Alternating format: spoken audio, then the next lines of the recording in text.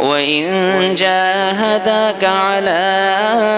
أن تشرك بما ليس لك به علم فلا تطعهما وصاحبهما في الدنيا معروفا واتبع سبيل من أناب إلي ثم إلي مرجعكم فأنبئكم بما كنتم تعملون يا بني إنها إن تك مثقال حبة من خردل فتكن في صخرة أو في السماوات أو في الأرض يأت بها الله إن الله لطيف خبير